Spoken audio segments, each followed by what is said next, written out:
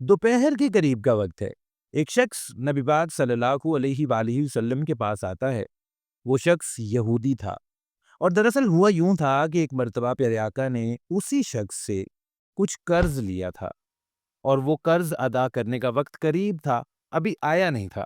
بتایا جاتا ہے کہ اس قرض کی ادائیگی کا جو دن مقرر ہوا تھا اس کو بھی 4 دن باقی تھے، لیکن وہ شخص 4 دن پہلے ہی آ گیا اور نبی پاک صلی اللہ علیہ وآلہ وسلم سے قرض واپسی کا مطالبہ کرنے لگا، اور وہ مطالبہ اس نے بڑے سخت طریقے سے کیا، لیکن پھر بھی پیارے آقا نے اس پر غصے کا اظہار نہیں کیا۔ اب اس بارے میں یہ بتایا جاتا ہے کہ اس شخص نے کہا کہ میں آپ کو نہیں جانے دوں گا، جیسے آج کل ہم کہتے ہیں نا، میں تجھے نہیں چھوڑوں گا، ادھر ہی بیٹھا رہے گا تو، میں تجھے جانے ہی نہیں دوں گا۔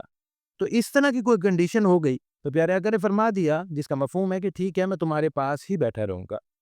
اور پھر کیا ہوتا ہے کہ اس دن کی ظہر کی نماز نبی پاک صلی اللہ علیہ وآلہ وسلم نے وہیں ادا فرمائی، اسی کے پاس۔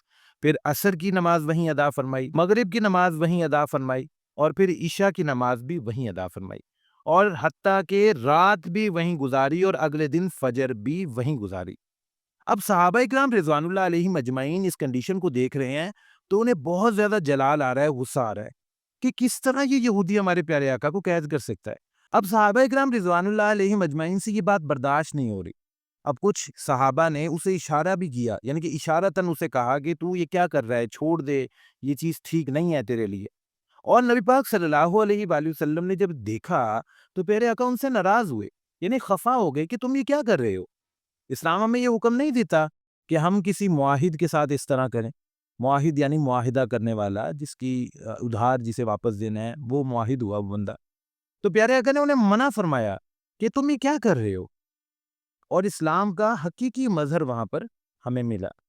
پھر کیا ہوتا ہے کہ جب صبح کا وقت ہوتا ہے اور وہ شخص دیکھتا ہے کہ ان کا حسن اخلاق اتنا زبردست ہے، ایسی زبردست سیرت اس شخص نے اپنی زندگی میں نہیں کہیں دیکھی ہوگی جیسے اسے یہاں دیکھنے کو ملی، تو پھر اس شخص نے صبح کو کلمہ پڑھ لیا، اشہد اللہ الہ الا اللہ و اشہد ان محمد عبدہ و رسولہ۔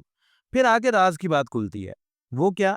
وہ یہ کہ اس شخص نے بتایا، یعنی وہ یہودی تھا، تو اس نے یہ آگے سے عرض کیا کہ میں نے تورات میں نبی پاک صلی اللہ علیہ وسلم کی نشانیاں پڑھی تھیں۔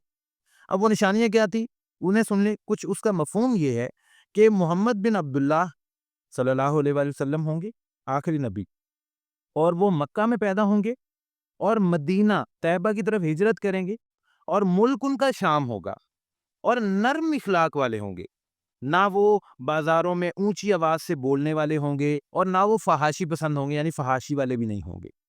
تو اب میں نے اس چیز کا امتحان کر لیا، یعنی یہ چیز نبی پاک صلی اللہ علیہ وآلہ وسلم پر پوری ہوتی ہے۔ ان کا اخلاق، ان جیسا کوئی اخلاق ہو ہی نہیں سکتا کسی کا، اتنا بلند اخلاق نبی پاک صلی اللہ علیہ وآلہ وسلم کا ہے۔